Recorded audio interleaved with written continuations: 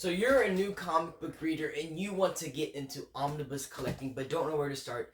That's what this video is for today. I'm going to be breaking down the top 10 best Marvel and DC omnibuses for new readers. So let's get started.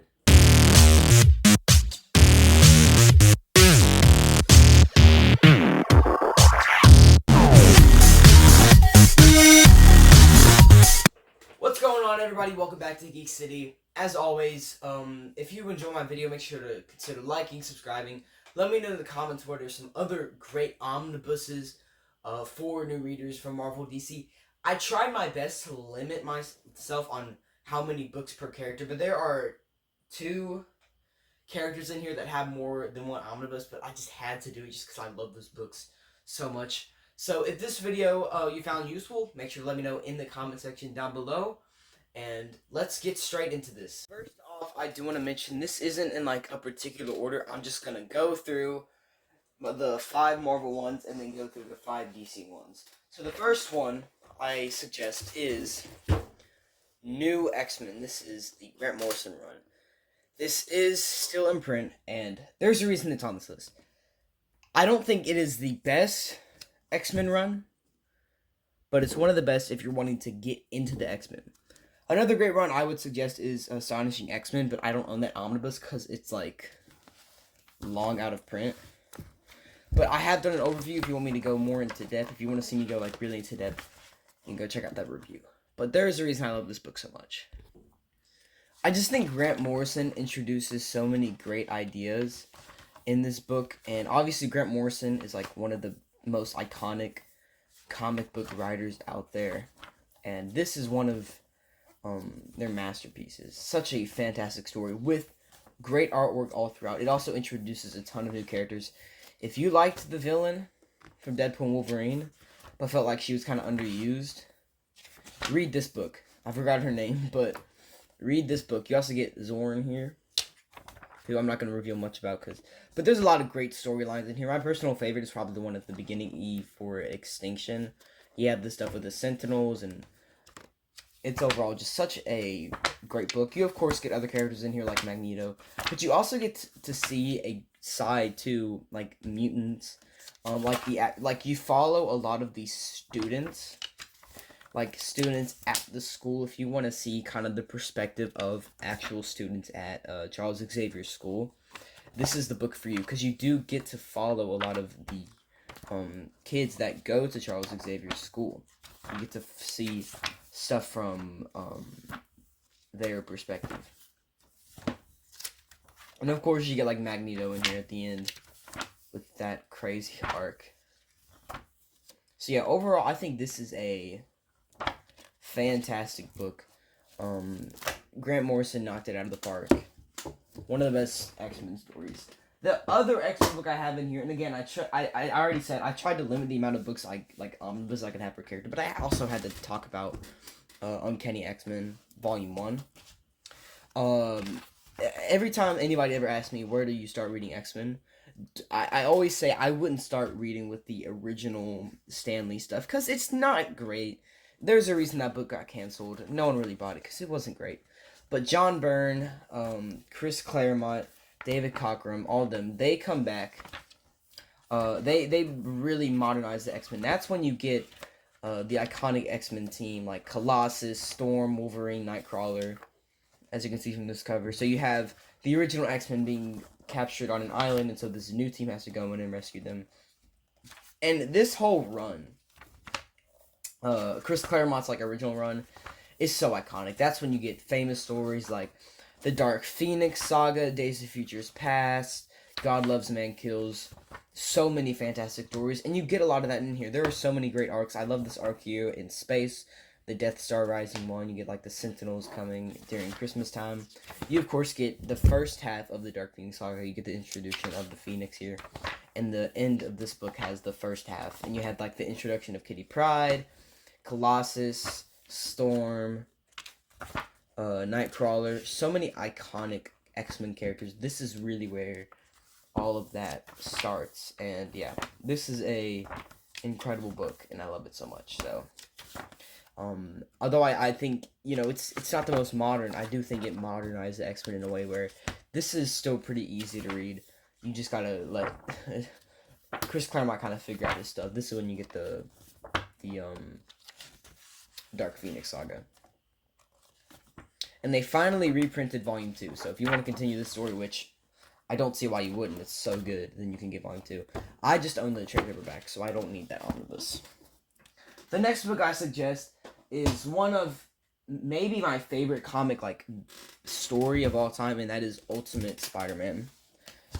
Retelling the story of Peter Parker in its own alternate universe, so it doesn't have to worry about decades of comic book lore. It can just do its own thing. It's written by Brian Michael Bendis, and it takes place in the Ultimate Universe. So it retells the origin of Peter Parker in a modern retelling. So basically, if you want to see kind of the teenage years of Peter Parker, but you don't want to have to go through the decades of lore from the main continuity, you can just read this book. And I don't think I can stress just how fantastic of a run this is. This feels like a TV show, soap opera. It's so great. And there's 5 volumes of this run. You get fantastic artwork here by iconic Spider-Man artist Mark Bagley. And Brian Michael Bendis, who is one of my favorite writers, tells a fantastic story with, although it has great Spider-Man action and all that, you do get a ton of just great character moments in here. A lot of just great iconic moments. And since it's, again, an alternate universe, you're seeing a lot of different renditions of these iconic characters. I love this version of Green Goblin, Doc Ock, especially Kraven, where he's a TV host and he has this TV show where he hunts and he wants to take out Spider-Man. So many iconic characters you get in here. There's also, I also do love this version of Gwen Stacy.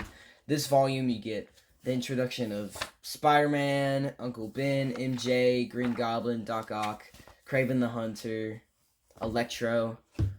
So many great stories, and you should. This is definitely one I would suggest getting all the there's Venom, because I own the first 2, and I've already read the whole story. I know what happens, but I'm trying to collect it all in omnibus format. So yes, this is probably the main one that I suggest, because it's in his own universe, so it's very easy to get into. You don't have to worry about reading a lot of stuff. This next one, I'm gonna have to be very careful with going through it, because there's a lot of stuff in here that cannot be shown on YouTube. This is Punisher, the Max comic series by Garth Ennis. Garth Ennis is a writer that I kind of he's written some great stories, but he's also very raunchy, and I feel like that can kind of affect some of his stories. But this is an example of a great Garth Ennis book. I think Garth Ennis really understood the character of Punisher. And there's another Punisher omnibus by Garth Ennis that's not in the Max series, but it's long out of print. So if you want to read Garth Ennis' run on Punisher, I would suggest getting this one. And I would love a TV show based on this stuff. You really get the morality of Punisher, and I think that's really shown in here. If you want to understand the type of character that Frank Castle is, you really get that in this book. Where this is a brutal run. Really, it feels super realistic with this dark story of crime, and since it's a Max series book, it's kind of, you don't really know if it's canon or not. I argue that it is, but again, since it's a Max book, they don't have to hold back on what they show in here. So they tackle some really dark stories in here, but there are also so many great stories. I love this book where he teams up with Nick Fury and rescues this little girl who has a disease. The one where he's in war, his flashbacks to Vietnam, is a great story. This next arc in here where Frank Castle is captured and everything, I love that book. A lot of great stories in here. It is very dark, very mature. If you can't handle violence and sexual assault, this may not be the book for you. But if you can handle that, I do suggest reading this if you want to understand the character of the Punisher, because I think this is the quintessential run for that character. And it's also great. A lot of great art in here too, if that is something you need. The final book I have on here is one that it's out of print, but you can get it very easily. Usually whenever books out of print in Omnibus, it's hundreds of dollars online, but I got this for only $125 on eBay. So around this average price of the Omnibus anyway. And that is The Amazing Spider-Man by Jason Michael Straczynski, Volume 1.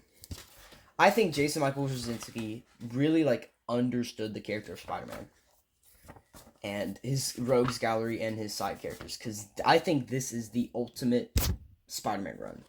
If we're looking at canon stuff, Ultimate Spider-Man is my favorite Spider-Man run, but if we're looking at actual main timeline 616, this is the run I suggest. So great. You don't get a lot of the main rogues gallery that everybody knows, but he takes a lot of these unknown villains and creates a lot of new ones like Ezekiel and Moreland.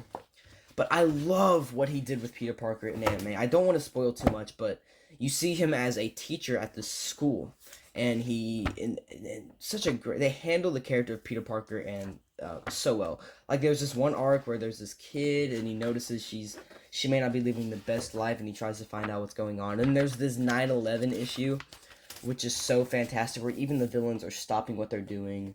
You see this little tear in Doom's eyes. And again, I just think he understood these characters. There are some fantastic moments in here with Aunt May and Peter. Because, spoiler alert, Aunt May kind of finds out his identity. And there's stuff with MJ where they've been kind of off and on with the marriage. And so, yeah, overall, I think the best... Oh, this is when they go to Hollywood. I think the best Spider-Man run in the main continuity is easily this book right here. But I did kind of go back and forth on if I wanted to suggest the Spider-Man versus Venom Omnibus. But I feel like since that's not really one main story, it's just a bunch of different books, I feel like this was better since it's an actual, like, run. And it's fantastic. This also sets up Spider-Verse if you're into that comic, which I personally wasn't a big fan of, but I know a lot of people love that comic, so this does kind of set that up with Moreland. Oh, issue 500. Now, you do get Sins Past, which isn't good, but Jason Michael Straczynski definitely regrets this book. He's talked about that before, where, honestly, once you finish this final book with Ezekiel, low-key, I'm gonna be honest with you, just don't read Sins Past. It's not worth it, because it's not even canon anymore. Just stop right here. Do not read this last arc, because it's not good. I'm gonna be honest with you. It's not good. It's not good. But, you know, you win some and you lose some. Great artwork, but, oh man, what they do to Gwen Stacy is really bad. But luckily it's not canon anymore, and Jason Michael Straczynski has talked about how he definitely regrets this book. The Sins Past. And Volume 2 is also great. That's when you get, like, but that one's a lot harder to find. I think they're finally reprinting it. But that's when you get, like, the Civil War stuff, and Back in Black, and One More Day. And a lot of other great stories. But yeah, I do love this book a lot. So this is the Spider-Man book I suggest if you want something in canon. Alright. Now let's move on to DC. The first book I suggest for you is Wonder Woman by George Perez. The ultimate Wonder Woman run, in my opinion. This was after Crisis on Infinite Earths, and so the DC timeline was rebooted. So George Perez modernizes the story of Wonder Woman in a fantastic way, with gorgeous artwork, because he's writing and doing the artwork. So you get this first issue, which it's this epic story. It breaks down the whole, like, all the lore with Hercules and Ares.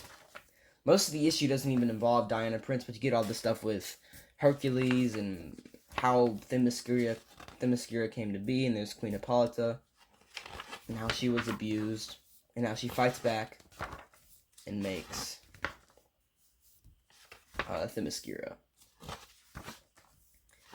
And then that's when Diana is shown here. I love this book so much. This is a fantastic story with great artwork. You see her being reintroduced to Steve Trevor. A lot of great villains in here. So if you want to see kind of where I feel like Wonder Woman really became the character that everybody knows and loves, this is the book I suggest reading for you. Fantastic artwork, great modernization of the character, gorgeous artwork. I mean, I just can't even. George Perez, man, rest in peace. Great stuff here. So yeah. Alright, the next book I have for you is also George Perez, but this is just artwork. This is not a story written by George Perez. And this is the New Teen Titans. Again, the ultimate Teen Titans run. There are a lot of other great ones, but this is the one I suggest, the New Teen Titans here, written by Mark Woodman. And there's like 5 of these omnibuses. I only own the first one, but I do want to get the Judas Contract trade paperback, the DC Finest one that they are releasing. This, again, after Crisis on Infinite Earths, if you want to see how the team comes back together, you get the introduction of Starfire, her origin, how they all meet up. Because the Teen Titans had already been a thing at this point, and now they are coming back together. My favorite story in here is one with Deathstroke, where he basically Pew Pew's Beast Boy. And so Beast Boy's hurt, and so you have these two different stories going on at the same time, where you have stuff involving Themyscira.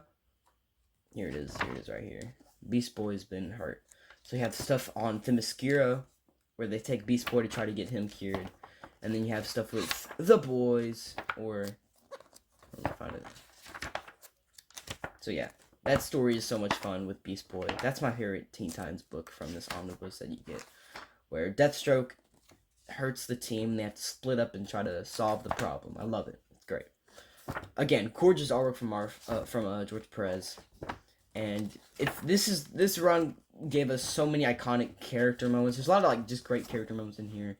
And I feel like this is, yeah, again, the ultimate run. I feel like I'm kind of repeating myself, but again, there's a reason I feel like these omnibuses are the best to get into these characters for.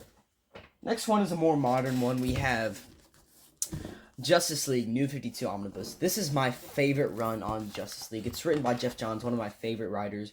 You have incredible artwork from so many different artists. You have Jim Lee, who is doing the first two arcs. You get Gary Frank in here. But this is, again, New 52, so it's retelling how the Justice League meets. They all come together to fight Deathstroke, or excuse me, Darkseid.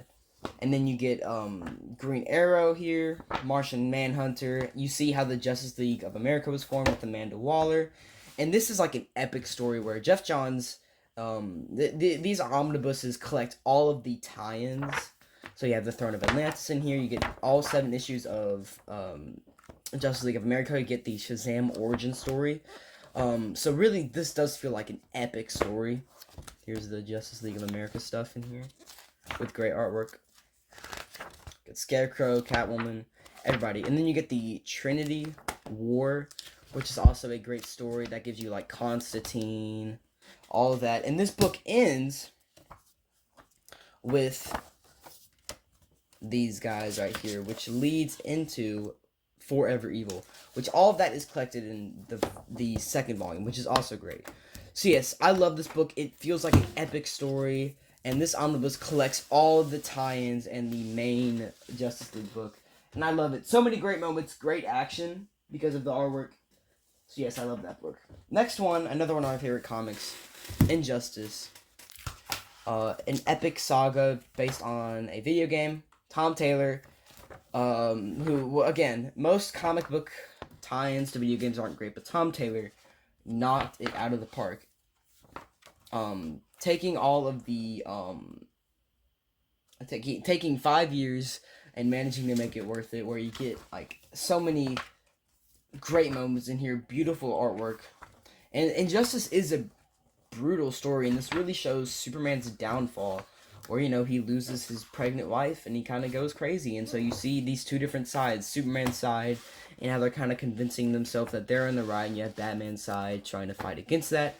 So many great moments in here, and I do love this artwork here. You got Lobo showing up, you got Huntress, the Green Lantern, Sinestro, Commissioner Gordon. This is the definition of an epic. I mean, if you want stories with a big roster of characters, this is the book for you, because you get everybody, and it's not in the main continuity, it's in its own universe, so it doesn't have to, you know, you see a lot of your favorite characters getting killed off in brutal ways. And there are 2 omnibuses, and they're finally making an omnibus for Injustice 2. So this collects years 1 through 3, so you get the first one here, which is kind of showing the downfall of Superman. You get that brutal fight and losing one of the best characters. And then you get the second arc, which is, I love this arc. This may be my favorite. You have the Green Lantern stuff, and that doesn't go great. You have Gotham fighting back against this army that Superman has built, and then you get the like magic arc with like Trigon and Constantine and all that. I love this book so much. It's definition of an epic. The final DC book I have here is one again that's written by Geoff Johns, and that is Green Lantern by Geoff Johns. Again, the definition of an epic, where this feels like a movie. This is the story of Green Lantern, Hal Jordan, coming back after all the stuff with, you know, 0 Hour and Parallax and all that. And this is him coming back and kind of trying to redeem himself.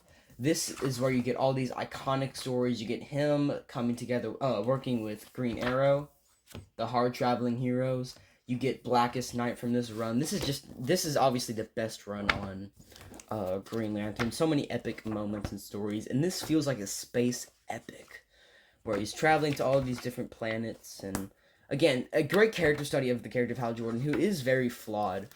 But you see him trying to redeem himself after all that stuff. You get Sinestro Corp in here with that. A lot of great stuff with Sinestro in here. This sets up Blackest Night, which I believe is collected in the second volume. But I didn't talk about any volume 2s in this book. Ooh. So yeah, this is a great superhero epic. So, that's it. If you enjoyed this video and found it helpful, make sure to let me know in the comment section down below. Let me know what books you would put in this list. Make sure to like, subscribe, and as always, stay geeky.